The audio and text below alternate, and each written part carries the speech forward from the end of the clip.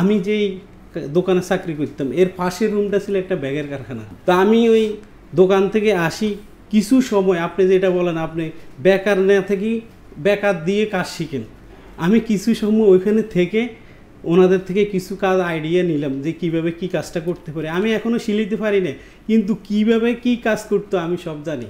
অসাধারণ। আমার ভাই, ছোট ভাই, আমি জামাতে থাকা অবস্থা সপ্তম শ্রেণীতে পড়তো, ওরে আমার আব্বা বলতেছে এই ছেলে আমাকে কামাই করে খাওয়াইবে, এটা ঢাকা পাঠিয়ে দিছে। খুব কষ্টে আমাদের জিন্দিগি চলতেছিল।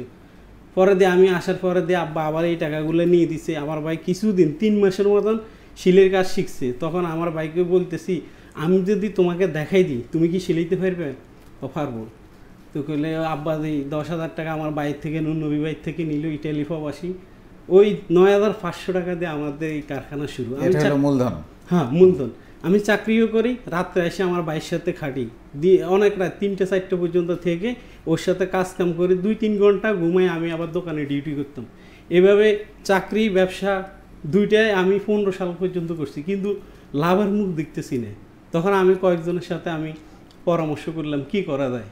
আপনার চাকরিটা ছেড়ে দেন, চাকরিটা ছেড়ে আরও 2-1 লোক নিয়ে আপনি সুন্দর করে কারখানাটা করেন।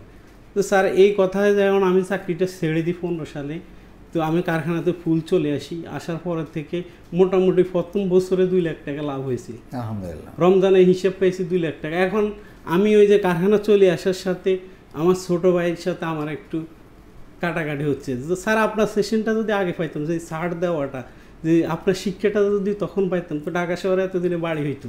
ছোটো ভাই রাগ করে আমি বিদেশ চলে যাব, তখন সেই সিঙ্গাপুরের লেগে লাইন দেয়। আমি প্রথম বছরে বলছি তুমি যদি যাও ভাই আমি তোমার 2 লাখ টাকা দেবো, কারণ 2 লাখ টাকা মূলধন আছে। তা আরও বুঝাই শোনাই, আরও 1 বছর রাখলাম। রাখার পরে বললো যে ভাই আমি বিদেশে যাব, আমি থাকুম না। দেখা যায় কোনো মাল ভুল হইলে বাইরে আমি একটু রাগ করে কিছু বললে ওর মনে কষ্ট চলে যায়। যদি আমি ছাড় দিতে পারতাম তাহলে আমার ভাই আমার সাথে থাকতো। স্যার এখান থেকে পরের বছর ওকে বলছি, আর বলছে যে আমি আচ্ছা ঠিক আছে তোমাকে 4 লাখ টাকা দেবো, কারণ এর পরের বছর ঘুরে আসতো আমার আরও 2 লাখ টাকা ক্যাশ হয়েছে। তো পুরো সেট আপ থাকার পরও আমি আমার বাইরে 4.5 লাখ টাকা দিয়ে সিঙ্গাপুর পাঠাই।